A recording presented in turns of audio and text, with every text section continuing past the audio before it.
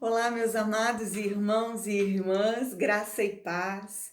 Que o Senhor te abençoe e te guarde, manifeste na sua vida todo o seu querer, toda a sua vontade, que é boa, agradável e perfeita. Que Ele abençoe sua vida, sua casa, sua família, cumpra em você cada um dos seus propósitos e te faça muito feliz, porque em Jesus a gente é feliz. Amém? Pastora Ana Lúcia Petri aqui, do Instituto Único Caminho. E eu quero agradecer a Deus e a você pelo privilégio que vocês me concedem, né? Primeiramente o Pai e então você, de estar aqui mais uma vez para ministrar uma palavra de Deus, um recado de Deus para a sua vida e para o seu coração. E eu quero ser canal do Senhor para a sua vida, para que haja cura, para que haja restauração, que o nosso entendimento seja aberto nesse dia, que a gente receba uma revelação da palavra de Deus a ponto de transformar a nossa vida. Eu quero falar com você a respeito da paternidade de Deus. É uma realidade transformadora, sabe? Que nos leva a viver uma vida de glória em glória, de vitória em vitória e de fé em fé.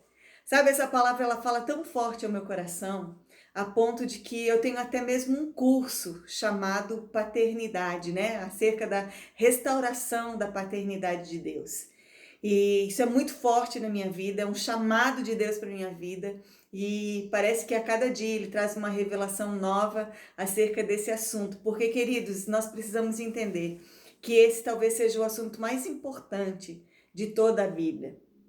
Por quê? Porque Deus criou todas as coisas e Ele criou debaixo dos seus propósitos. Sabe, o propósito de Deus sempre foi o seu reino. Amém? O propósito de Deus é te colocar no reino. Esse é o propósito. Mas para te colocar no reino, Ele teve que traçar todo um plano de salvação. Então, Ele te salvou e te inseriu no reino. A palavra diz que nós estávamos, né, no reino das trevas e Ele nos transportou do império das trevas e nos colocou no reino do Filho do seu amor. Então, o propósito de Deus sempre foi o seu reino. E veja bem, nós não entendemos muito isso porque nós não somos uma monarquia. Mas na monarquia, como que funciona? Um rei, ele governa, ele reina até o dia da sua morte. E a partir do dia da sua morte, então, o seu filho primogênito, e assim sucessivamente passa a exercer o trono, exercer o governo. Mas quando um rei ele deseja que o seu filho governe antes da sua morte, o que ele faz? Ele envia o seu filho a uma outra nação, a uma outra terra, para conquistar aquela nação e então estabelecer o seu reino lá. E o seu filho vai governar ali naquele lugar, debaixo do reino do seu pai, debaixo do governo do seu pai. Veja bem, o Senhor, ele é o Todo-Poderoso, Criador dos céus e da terra. Ele criou todas as coisas, não somente criou todas as coisas, mas ele sustenta todas as coisas pela sua palavra de autoridade. Então ele governa, ele tem o governo em suas mãos. E ele quis criar então o reino, ele criou a terra e criou todas as coisas e só então ele criou o homem, né? A raça humana. E eu tenho aprendido que quando ele criou Adão, ele não criou Adão para ser o jardineiro do jardim, ele criou Adão para ser filho, né? Ele chama na genealogia de Jesus, ele chama Adão de filho, né? Então, desde o princípio, o propósito de Deus foi que o homem governasse na terra como filho de Deus, que o reino de Deus fosse implantado na terra. Inclusive, Jesus, ao nos ensinar a orar, ele nos ensina a orar assim: venha a nós o teu reino e seja feita a tua vontade, aqui na terra como no céu. Salmo 115, versículo 16 diz que os céus são de Deus, mas a terra ele deu aos filhos dos homens. Então, a terra é um governo do homem, mas que o homem governe a terra segundo o governo do céu.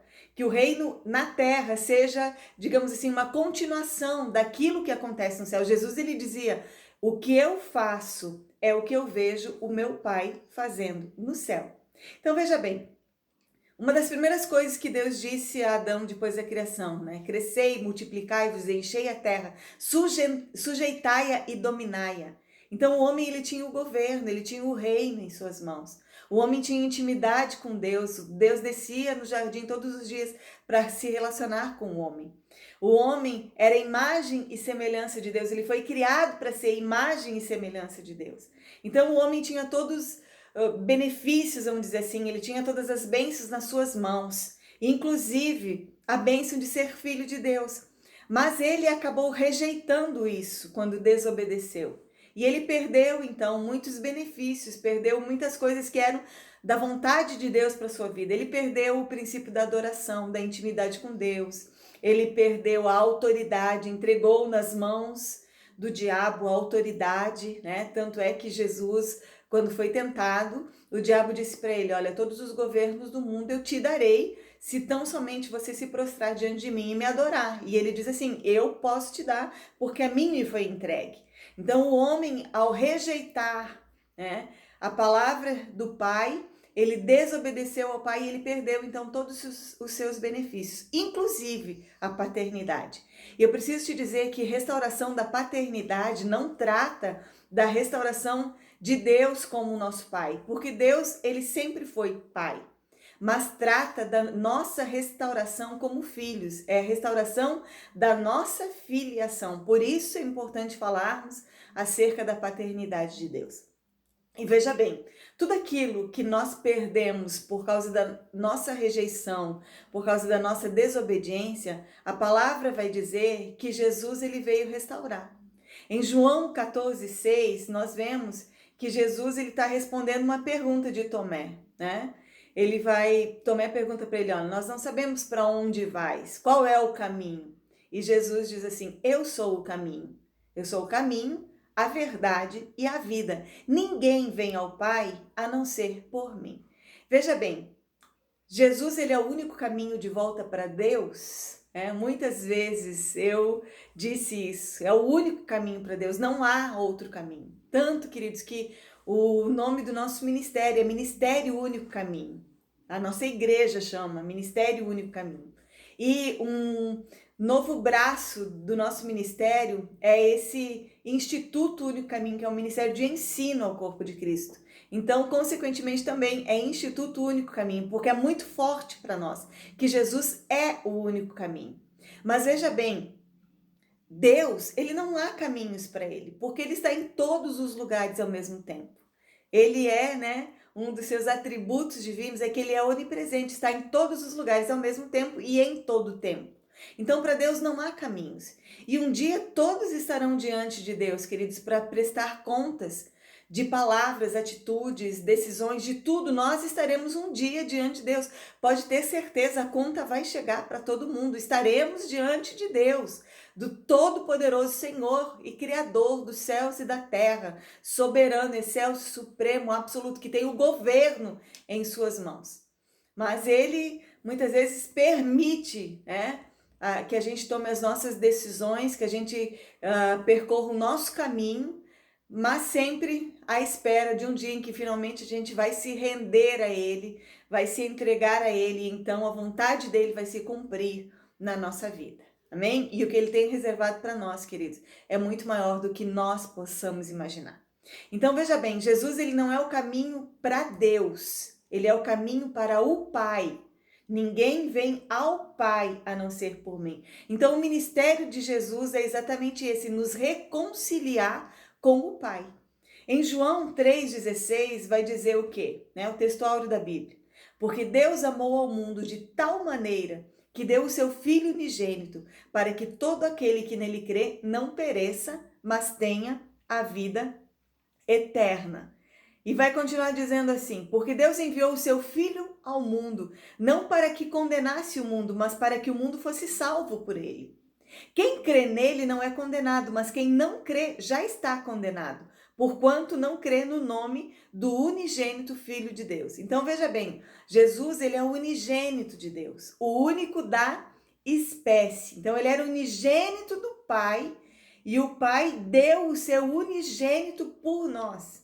E agora quando nós lemos em Romanos 8:29, nós lemos o seguinte: porque os que dantes conheceu, também os predestinou para serem conforme a imagem do seu Filho, a fim de que ele seja o primogênito entre muitos irmãos. Então ele deixa de ser o unigênito do Pai e passa a ser, né, ou seja, o único da espécie, e passa a ser o primogênito, que é o primeiro, seguido de muitos. Então, queridos, Jesus ele veio restaurar a nossa filiação. Foi isso que ele fez. Por isso que em João 1:12 vai dizer assim: mas todos quantos o receberam, receberam o poder de serem feitos filhos de Deus. Então, querido, Deus, ele é teu pai. Ele sempre quis ser o seu pai. E quando você finalmente se rende a ele, se rende ao sacrifício de Jesus, recebe Jesus na sua vida como seu Senhor e como seu Salvador, o que vai acontecer? Você recebe a bênção, o poder de ser chamado filho de Deus. Amém? E isso é maravilhoso. Esses dias eu estava conversando com o meu irmão, queridos, e nós estávamos tendo uma conversa muito legal. E ele estava contando a respeito de uma conversa que ele teve com o seu primogênito. E ele me dizia assim, mana, e eu estava fazendo ele entender que a gente ama com todo o nosso coração. E ele tem 4 filhos, ele dizia, eu tenho os meus 4 filhos. E não é que 100% do meu amor é dividido entre os 4. Não. Cada um dos 4 tem 100% do meu amor. É assim que funciona. E é exatamente assim. Se você é pai, se você é mãe, se você tem filhos, você sabe que é exatamente assim. A gente ama cada um deles com toda a força do nosso coração. Sabe? Não é um amor que divide, eu amo, eu tenho 100% de amor, então eu amo 25 esse, 25 esse, 25 esse, 25... Não é assim. O amor é uma coisa tão maravilhosa, né? Deus, ele é amor. E o amor é inexplicável, queridos, como a gente ama 100% cada um deles. O amor, ele não é dividido. O amor, ele é multiplicado. Essa é a realidade. Agora imagina Deus sendo bom, porque nós, se somos maus, queremos dar boas coisas aos nossos filhos. Imagina Deus, o nosso Pai, né? Que é bom. Ele deseja o bem. Ele só quer o bem. E se nós amamos tanto assim os nossos filhos, Deus, imagina o quanto Ele não nos ama. Ele tem muitos filhos, querido. E Ele não divide o seu amor entre todos os seus filhos, mas Ele ama cada um de nós 100%. Essa é a realidade, que Ele nos ama a cada um de nós 100%. E hoje eu estava lendo, queridos, a palavra de Deus, e eu li mais uma vez um texto que todas as vezes que eu leio fala muito ao meu coração, e hoje eu não posso deixar de trazer, né, mais uma vez esse versículo, que está em Lucas 3, versículo 21 e 22, quando o Senhor Jesus, ele estava sendo batizado nas águas do Rio Jordão pelo seu primo, né, e seu predecessor ministerial, aquele que veio preparar o caminho. E a palavra de Deus diz o seguinte, Lucas 3, 21 e 22. E aconteceu, como todo o povo se batizava, sendo batizado também Jesus, e orando ele, o céu se abriu. E o Espírito Santo desceu sobre ele em forma corpórea, como que de pomba. E ouviu-se uma voz do céu que dizia: Tu és o meu filho amado, em ti me comprazo. Queridos, de repente eu li isso hoje. Tu és o meu filho amado e eu tenho prazer em ti. Gente, quer dizer que Deus olha do céu e Ele nos contempla como filhos. E Ele está falando acerca do seu unigênito, né? Agora seu primogênito. Tu és o meu filho amado, em quem me compraz. Ou seja, tu és o meu filho amado e eu tenho prazer em ti. Gente, Ele olha do céu e contempla a gente como filho. E quando você contempla o seu filho, né? Eu sei que muitas vezes você se entristeceu com o seu filho, como eu também já me entristeci. Sempre vai ser filho, não deixou de ser filho. Mas às vezes nos entristece, às vezes, né? Não nos dá prazer, não o filho em si, mas aquela atitude.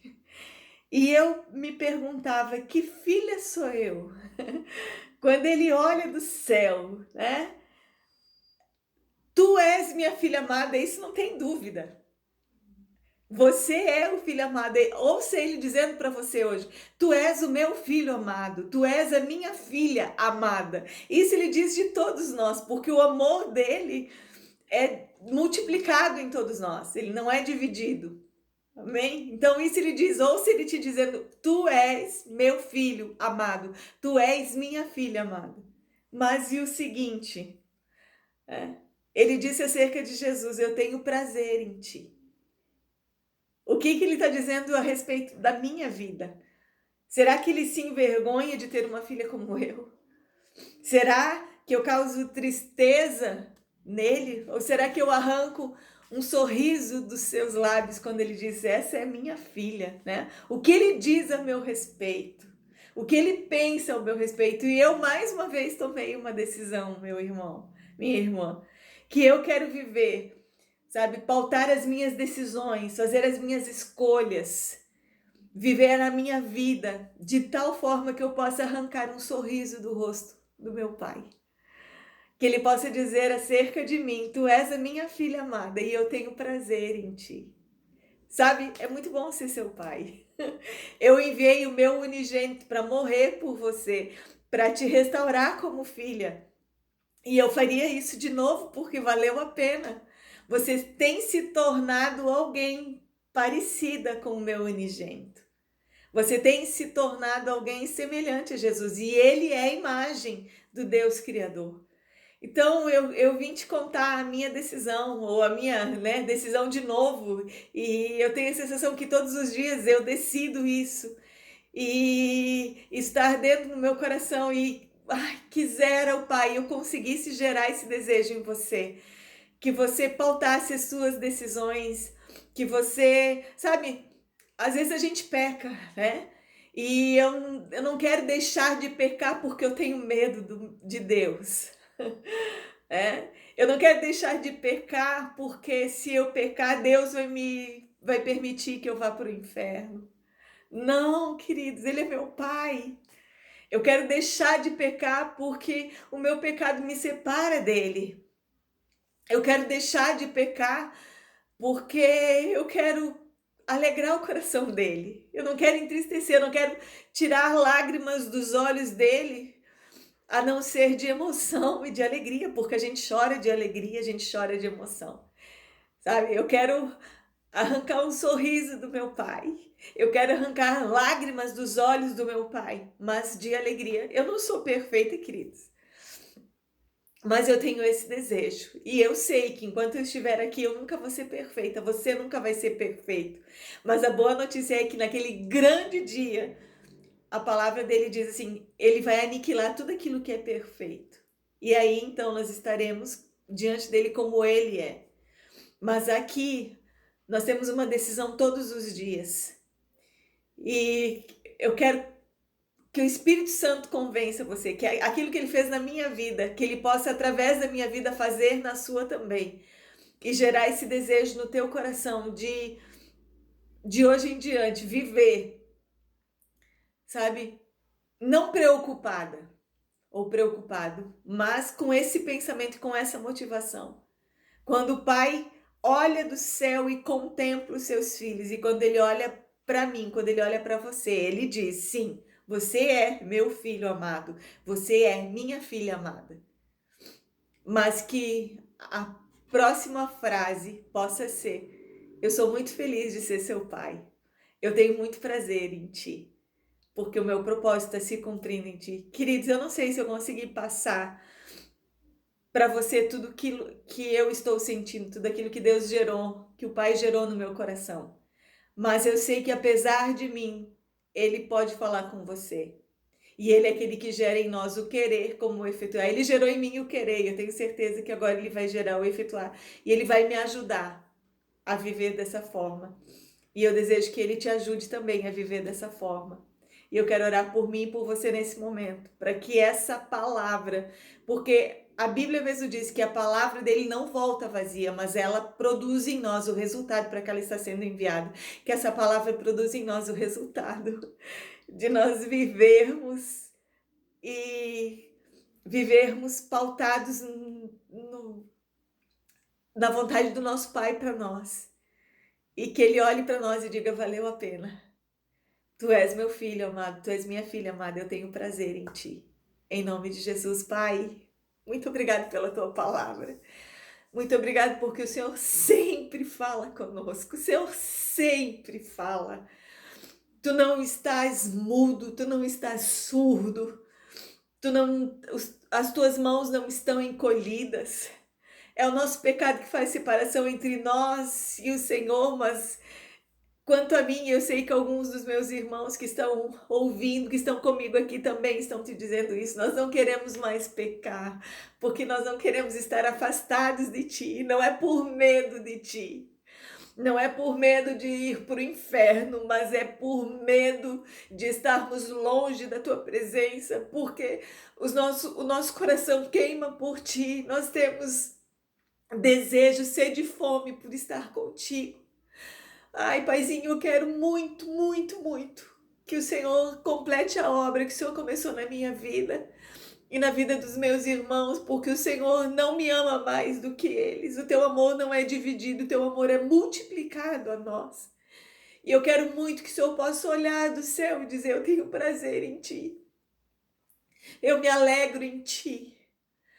Eu não me arrependo de ter enviado o meu unigênito para morrer por ti, porque você tem sido transformado naquilo que era meu desejo desde antes da fundação do mundo, num filho. Um filho, e meu filho, minha filha amada, que tem prazer, que me dá prazer, que me dá alegria. Senhor, eu quero viver assim, e eu quero que todos os meus irmãos vivam assim também. E que nós sejamos uma grande família na tua presença para sempre. Em nome de Jesus, eu te louvo e eu te agradeço. Amém, queridos? Que o Senhor, nosso Deus e nosso Pai, abençoe você com essa palavra. Antes de me despedir, eu quero te pedir um favor. Se esse vídeo foi relevante para você, compartilha com o máximo de pessoas que você puder. Sabe, se você ainda não é inscrito no meu canal, se inscreve, clica no sininho para receber todas as notificações, em nome de Jesus. Curta, comenta, compartilha. Vamos tornar os canais que falam a palavra do papai relevantes. As criaturas têm se manifestado muito e tem muita gente falando muita coisa, mas nós precisamos ouvir o que os céus estão dizendo e nós precisamos falar o que os céus estão dizendo. Muito obrigado pelo privilégio que você me dá. Que papai te abençoe e te guarde em nome de Jesus. E até um próximo vídeo, se ele assim nos permitir. Em nome de Jesus. Amém. Tchau, tchau.